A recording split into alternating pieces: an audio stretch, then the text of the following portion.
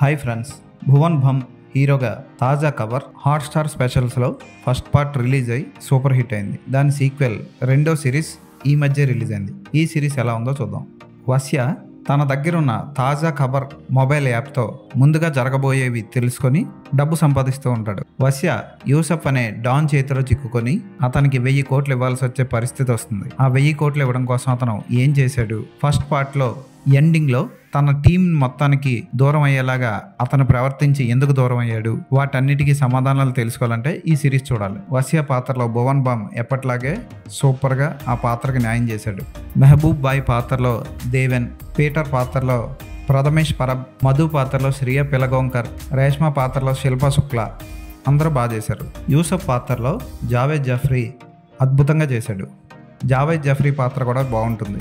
అతను హీరోని తెగ హింసిస్తూ ఉంటాడు. క్లైమాక్స్ని బాగా ముగించారు దర్శకులు. శ్రియా పిలగాంకర్, మధు పాత్ర తిరిగి మళ్ళీ వస్యాన్ని కనెక్ట్ అయ్యే విధానం బాగుంటుంది. అతని ఫ్రెండ్స్ అతని టీంని మళ్ళీ మొత్తం గ్యాదర్ చేసుకొని అతని పరిస్థితి నుంచి బయటపడడానికి వస్య చేసిన పనులన్నీ ఆకట్టుకుంటాయి. ఎక్కడ బోర్ కొట్టించదు. 6 ఎపిసోడ్లు అరగంట పాటు ఉంటాయి. ఒక్కొక్కటి అదిరిపోతాయి. డబ్బింగ్ బాగుంది.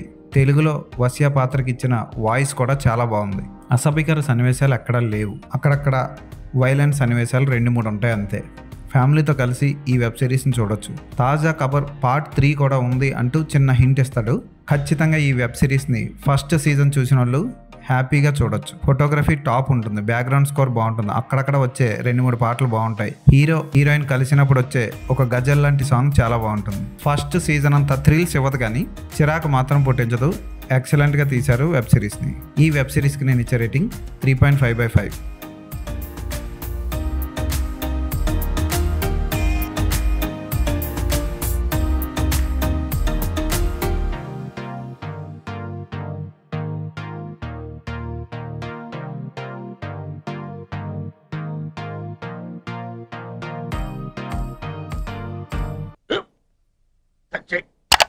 స్కూల్ బెంచ్ లాగా ఎంత గట్టిగా ఉందోరా?